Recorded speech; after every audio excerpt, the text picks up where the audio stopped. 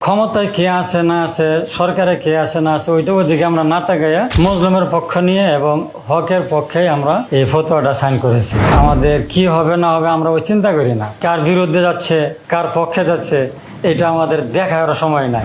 আসলে আমাদের যে ফতোয়ার বিষয়টা, আমি সবসময় এই কওমি মাদ্রাসা, দ্বীনি প্রতিষ্ঠান, বিশেষ করে ফতোয়া বিভাগ, এটি হলো সবসময় আমরা কাজ করি হকের পক্ষে এবং বাতিলের বিরুদ্ধে। সবসময় আমরা সোচ্চার থাকি। আমরা এবং আমাদের ছাত্রদেরকে হকের পক্ষে এবং বাতিলের বিরুদ্ধে সোচ্চার হওয়ার জন্য আমরা বলি। সেই হিসাবে আর মজলুমের পক্ষে, আর এটা যেহেতু আপনার বৈষম্য বিরোধী আন্দোলন চলতেছে, আর ওখানে যে ফতোয়াটা এসেছে এটা মজলুমের পক্ষে, সেজন্য আমরা ক্ষমতায় কে আছে না আছে, সরকারে কে আছে না আছে, ওইটা ওইদিকে আমরা না তাকাইয়া মজলুমের পক্ষ নিয়ে এবং হকের পক্ষে আমরা এই ফতোয়াটা সাইন করেছি। এবং আমাদের কি হবে না হবে আমরা ওই চিন্তা করি না, কারণ সবসময় আমরা হককে প্রতিষ্ঠার জন্য আমরা এই চিন্তা করি। এটা দ্বীনের খেদমত, কে আপনার কার বিরুদ্ধে যাচ্ছে কার পক্ষে যাচ্ছে এটা আমাদের দেখার সময় নাই, কারণ এটা শরীয়তের এটা বিধান। আর হক প্রতিষ্ঠার জন্য কার পক্ষে যাবে না যাবে, এমনকি আমাদের যে আত্মীয়, নিকটাত্মীয়, পিতামাতা, তাদের বিপক্ষেও যদি যায় হক প্রতিষ্ঠার জন্য, তাহলে আমরা সেটুকু করতে রাজি।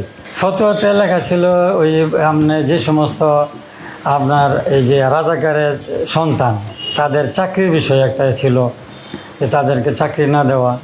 এখন এখানে যেহেতু আয়াতে আছে, কোরআনে কারিমে আল্লাহ রাব্বুল আলামিন ইরশাদ করেন, লা তাজিরু ওয়াজিরাতুন বিজরা উখরা, একজনের অন্যায় দায়ভার অন্য একজন নিতে পারে না।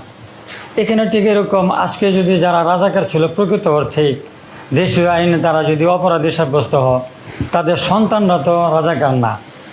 তাদের সন্তানরা যদি দেশের আইন মেনে চলে এবং রাষ্ট্রদ্রোহী কোনো কাজে অংশগ্রহণ না করে, তাহলে তো তারা রাষ্ট্রের যে সুযোগ সুবিধা অন্যরা তারা অবশ্যই পাবে। এই জন্য এই বিষয়ে ছিল তাদের সন্তানরা কেন চাকরি পাবে না, তাদেরকে অন্য চোখে কেন দেখা হবে। আমরা বলছি না, তাদের সন্তানদেরকে অন্য চোখে দেখা যাবে না। অন্য অন্য জনগণকে আমরা যে চোখে দেখি, সরকার জনগণকে যে চোখে দেখে, রাজাকার সন্তানরা যদি কোনো অপরাধ না করে থাকে রাষ্ট্র বিরোধী, তাহলে তাদেরকে ওই অন্য চোখে দেখার কোনো সুযোগ নাই।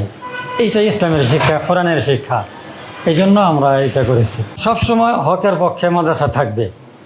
এখন এটা যে কোনো আকৃতিতে আসুক না কেন, বিভিন্ন পদ্ধতিতে আকৃতিতে আসতে পারে, এই জন্য হকের পক্ষে মজলুমের পক্ষে সবসময় থাকবে। কিন্তু আমরা সরকার বিরোধী কোনো আন্দোলনে আমরা অংশগ্রহণ করি না।